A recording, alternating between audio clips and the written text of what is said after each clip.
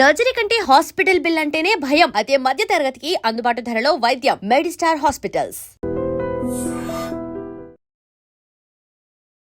నమస్కారం, welcome to I dream. నేను విజిత. ప్రస్తుతం మనతో పాటు ఉన్నారు ప్రముఖ ఆధ్యాత్మికవేత్త సుభాష్ శర్మ గారు. ఇప్పుడు వారితో మాట్లాడి మరిన్ని విషయాలు తెలుసుకుందాం. నమస్కారం గురుగారు. శ్రీమాత్రే నమః. గురుగారు, సోషల్ మీడియాలో ఇన్స్టాగ్రామ్, యూట్యూబ్ ఏది ఓపెన్ చేసినా కూడా సంక్రాంతికి కీడొచ్చింది.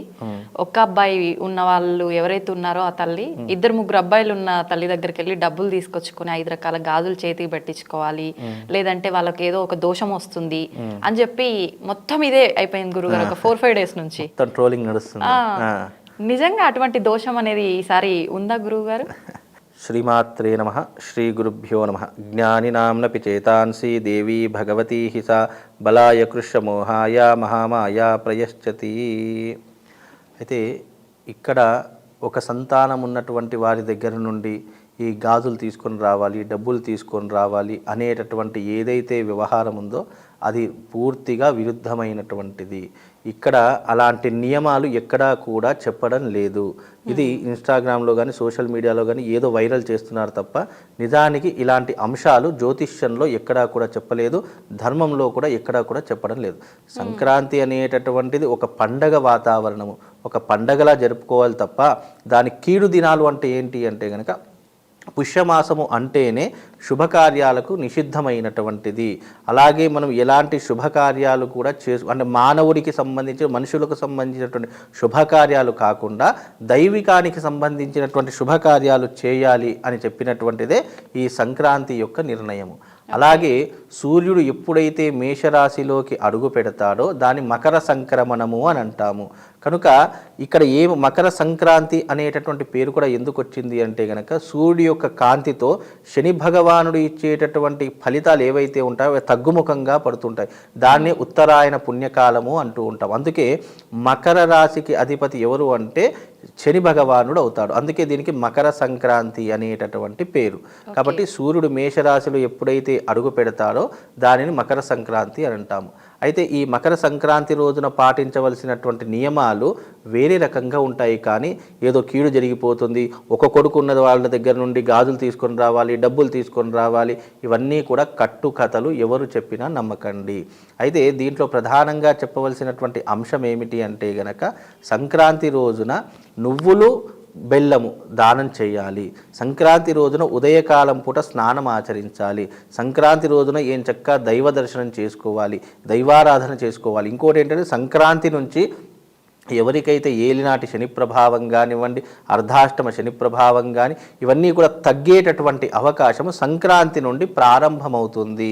ఎందుకంటే సూర్యుడు ఎప్పుడైతే మేషరాశిలోకి అడుగు పెడతారో దాన్ని మేష సంక్రమణ అంటాము. అయితే ఆ యొక్క మేష సంక్రమణలో అడుగుపెట్టినటువంటి కాలము నుండి సూర్యుడి యొక్క తేజస్సు ద్వారా శని యొక్క తేజస్సు అనేటటువంటిది తగ్గిపోతూ ఉంటుంది. కాబట్టి ఈ ఉత్తరాయణ పుణ్యకాలంలో శని భగవాను నుంచి ఎవరైతే పీడించబడుతున్నారో వాళ్లకు కొన్ని రకాలైనటువంటి దోషములు తొలగిపోతాయి. శని భగవానుడు కల్పించేటటువంటి కష్టములు కానీ, నష్టములు కానీ, ఇబ్బందులు కానీ అవన్నీ కూడా తగ్గుముఖం పట్టేటటువంటి అవకాశము ఈ సంక్రాంతి నుండి ప్రారంభమవుతుంది. కాబట్టే ఇలాంటి నియమాలను పెట్టడం జరిగింది తప్ప ఏదో గాజులు తీసుకురావాలో, డబ్బులు తీసుకురావాలో ఇలాంటి నియమాలు ఎక్కడ కూడా ఇది మనుషులు సృష్టించుకున్నటువంటిది. కేవలం ఒక మనిషి ద్వారా ఇంకో మనిషి ద్వారా పూర్వకాలం ఏంటంటే మనిషి ద్వారా మనిషికి సంక్రమం. ఇప్పుడు ఈ ఇన్స్టాగ్రామ్లు, సోషల్ మీడియా, యూట్యూబ్లో వచ్చాయిసే అని చెప్పేసి అది ప్రపంచమంతా పాకిపోతుంది. కానీ అది అలా కాకుండా నిజానికి అలాంటిది ఎక్కడా కూడా చెప్పలేదు. నిజానికి ఈ గాజులు, ఈ డబ్బులు ఒక కొడుకు దగ్గర ఉన్నటువంటి వాళ్ళకు ఇవ్వాలి అనేటటువంటి నియమం అయితే ఎక్కడా కూడా చెప్పలేదు. అలాంటి ధర్మంలో కూడా లేదు. కాబట్టి జ్యోతిష్యంలో కూడా అలా చెప్పడం లేదు. కాబట్టి ఇవన్నీ కూడా నమ్మకండి, ఇవన్నీ కూడా కట్టుకథలు. కనుక ఈ మకర సంక్రాంతి రోజు దాన ధర్మాల గురించి చెప్పడం జరిగింది, దైవారాధన గురించి చెప్పడం జరిగింది.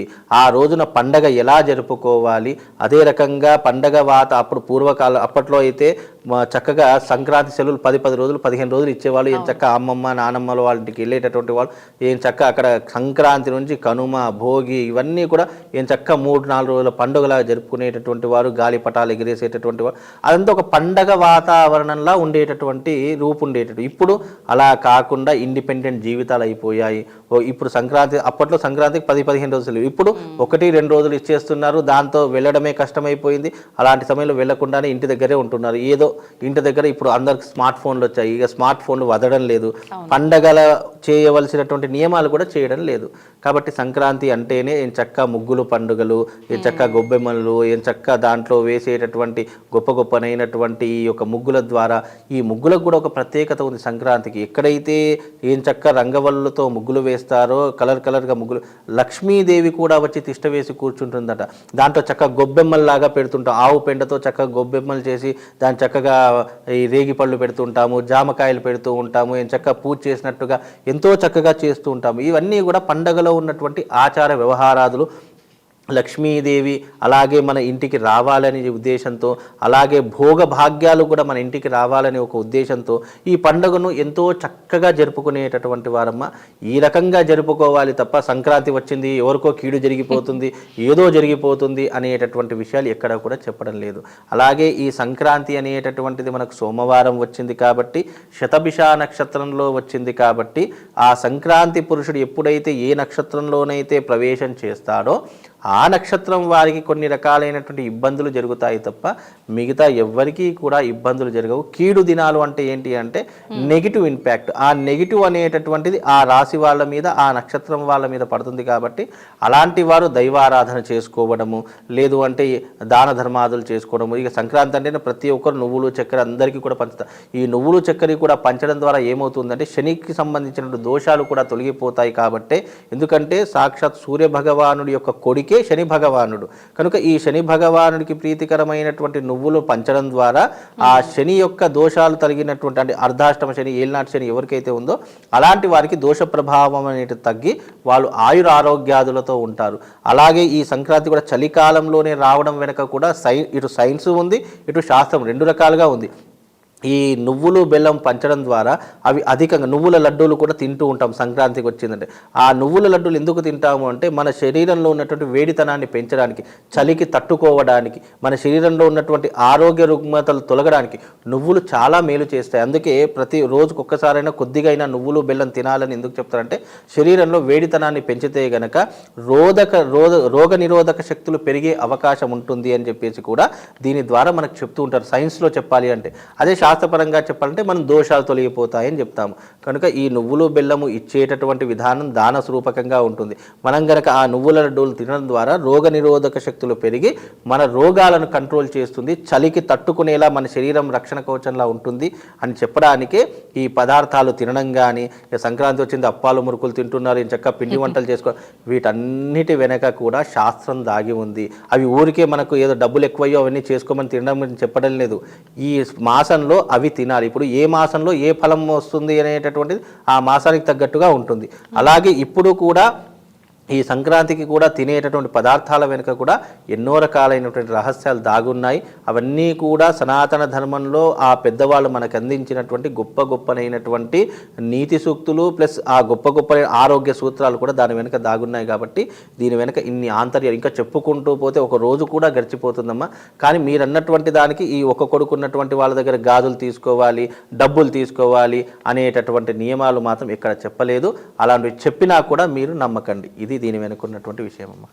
అయితే ఏదైనా వీడియో ఇట్లా వైరల్ అవుతుంది అని అంటే ఆటోమేటిక్గా ఎంత నమ్మొద్దు అనుకున్న వాళ్ళైనా నమ్ముతారు. కొంతమంది విశ్వాసం ఉన్నటువంటి వాళ్ళు ఏది చెప్పినా నమ్ముతారమ్మా.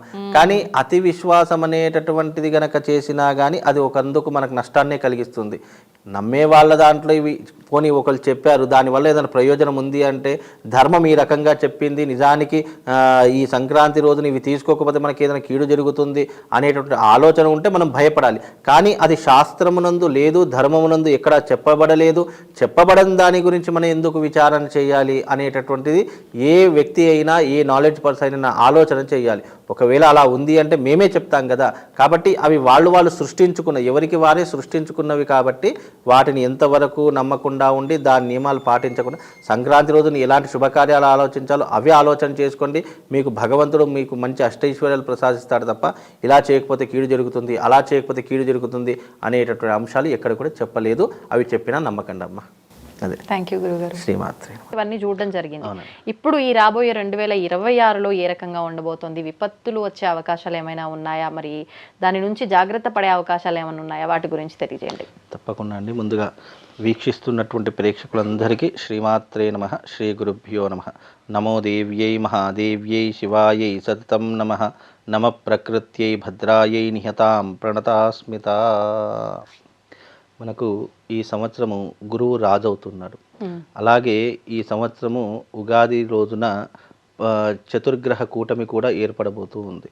అయితే ఇక్కడ ఉన్నటువంటి 2026లో ఎలాంటి విపత్తులు జరుగుతాయి అంటే గనక ముఖ్యంగా ఆరోగ్యపరమైనటువంటి ఇబ్బందులు, అంటే విషజ్వరాలు రావడము, అంతు చిక్కని వ్యాధులు సోకడము, అలాగే ప్రకృతి పరంగా వచ్చేటటువంటి అనేక రకాలైనటువంటి విపత్తులు, ఇవన్నీ కూడా ఈ పరాభవ నామ సంవత్సరం 2026లో ప్రారంభం అవుతూ ఉంటాయి. మళ్ళీ ముఖ్యంగా ఏమిటి అంటే గనక గురువు ఎప్పుడైతే కర్కాటక రాశిలో అడుగు పెడతాడో ఆ సమయంలో ప్రకృతిలో అనేక రకాలైనటువంటి బీభత్సాలు జరుగుతాయి. ఎప్పుడు జరుగుతోంది? ఇది జూన్ 2వ తారీఖు రోజున గురువు కర్కాటక రాశిలో అడుగు పెట్టేటటువంటి సమయంలో ఈ యొక్క విపత్తులు జరుగుతాయి. అంటే జనవరి, ఫిబ్రవరి, మార్చ్, ఏప్రిల్, మే, జూన్, జూలై, అంటే జూన్ 2వ తారీఖు.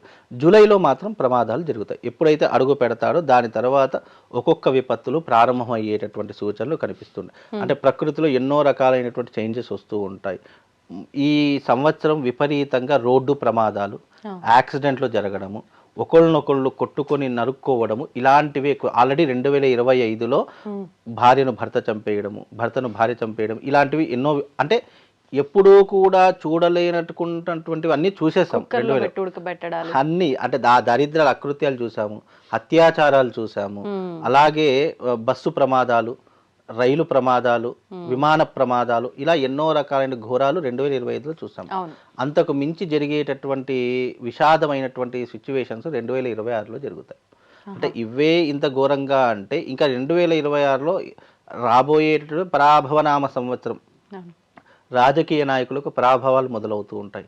సినిమా ఇండస్ట్రీలో కుళ్ళు కుతంత్రాలు, రాజకీయాలు, విమర్శలు, అంటే విపరీతమైనటువంటి ట్రోలింగ్కి గురవుతారు. అలాగే ఈ ముఖ్యంగా సినిమా ఇండస్ట్రీలో వెండి తెరలన్నీ తగ్గిపోతాయి, బుల్లి తెరలన్నీ పెరిగిపోతాయి. అంటే ఓటీటీ ప్లాట్ఫామ్స్ అన్నీ పెరిగిపోతూ ఉంటాయి. ఆల్రెడీ ఇప్పుడు జరుగుతున్నాయి. 2026 నాటికి వచ్చేసరికి ఇంకా విపరీతంగా ఎక్కువైపోతాయి, పెరిగిపోతూ ఉంటాయి. ఇలాంటివి జరుగుతూ ఉంటాయి సినిమా రాజకీయ రంగాల్లో. ఈ రాజకీయ రంగంలో అయితే విమర్శలు, గొడవలు, కుళ్ళు కుతంత్రాలు, ఒకళ్ళ మీద ఒకళ్ళు దుమ్మెత్తిపోయడము, ఇక నోటికి అడ్డు అదుపు ఉండదండి. ఇక అంటే అలాంటి నీచమైనటువంటి వివాదాలు రాజకీయంలో మొదలవుతూ ఉంటాయి. అలాగే రానున్న కాలంలో 2026లో గురువు ఎప్పుడైతే కర్కాటక రాశిలో అడుగు పెడతాడో వైద్య రంగంలో ఎన్నో రకాలైనటువంటి మార్పులు చేర్పులు జరుగుతూ ఉంటాయి. అంటే వైద్య వ్యవస్థ అనేటటువంటి పూర్తిగా కమర్షియల్కి ఇక ఇప్పుడు చాలామంది ఏమనుకుంటారు, అబ్బా హాస్పిటల్కి వెళితే 1 లక్ష రూపాయలు ఖర్చు అయిపోక తప్పదని ఆయన. అలాంటిది ఇంకా పెరిగిపోయేటటువంటి అవకాశాలు. చిన్న జ్వరం వచ్చింది అని అనుకున్నా కానీ మామూలుగా జ్వరం వస్తే అప్పట్లో ఏంటంటే ఒక టాబ్లెట్ వేసి పడుకునే వాళ్ళు, లేదా డాక్టర్ ఒక ఇంటికి వచ్చి ఒక ఇంజక్షన్. ఇప్పుడు అలా కాదు, జ్వరం వచ్చినా కూడా అడ్మిట్ చేసుకునేటటువంటి దౌర్భాగ్యం ఏర్పడుతూ ఉంటుంది. అంటే అలాంటి సిచ్యువేషన్, అంటే ఈ యొక్క వైద్య రంగంలో ఎన్నో మార్పులు జరుగుతాయి, గొడవలకు దారి తీస్తూ ఉంటాయి, ఎన్నో రకాలైనటువంటి విధానాలు ఈ యొక్క రంగంలో జరుగుతూ ఉంటూ ఉంటాయి. ముఖ్యంగా ఇంకా జరిగేటటువంటి అంశాలు ఏంటి అంటే గనక వివాదాస్పదమైనటువంటి వ్యాఖ్యలు ఎక్కువగా జరుగుతూ ఉంటాయి. అంటే అనేక రంగాలలో, అన్ని రంగాలలో కూడా వివాదాస్పదమైనటువంటి వ్యాఖ్యలు జరిగిపోతున్నాయి.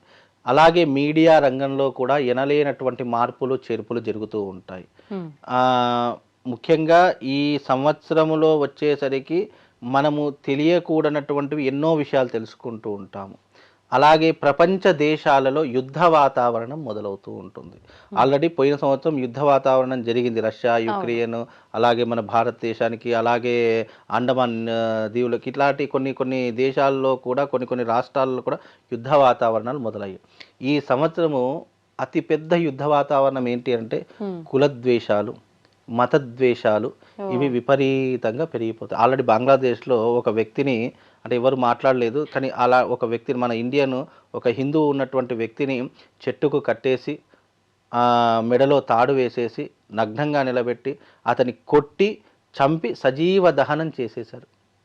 అంత దౌర్భాగ్యమైనటువంటి స్థితిలో మనం అంటే హిందువుల మీద ఎన్నో రకాలైనటువంటి వ్యతిరేక భావనలు జరుగుతూ ఉంటాయి. దానివల్ల పోరు మొదలవుతూ ఉంటుంది, విద్వేషాలు మొదలవుతూ ఉంటాయి. అలాగే ఎన్నో రకాలైనటువంటి రాజకీయ నాయకులు దీన్ని అలసుగా తీసుకునేటటువంటి పరిస్థితులు 2026లో మొదలవుతాయి.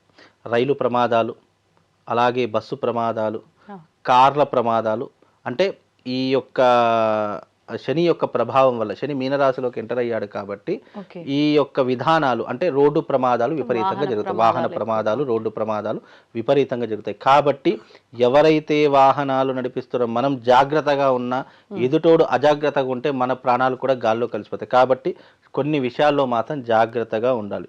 ఈ మధ్య కాలంలో కనుక చూసుకున్నట్టయితే చిన్న చిన్న పిల్లలు, అంటే దాదాపుగా 20 సంవత్సరాలు 22 సంవత్సరాల పిల్లలు ఎవరైతే ఉంటారో వాళ్ళు చాలా జాగ్రత్తగా ఉండాలి. వాళ్ళ మీదనే శని ఎక్కువగా ప్రభావితం చూపిస్తూ ఉంటాడు.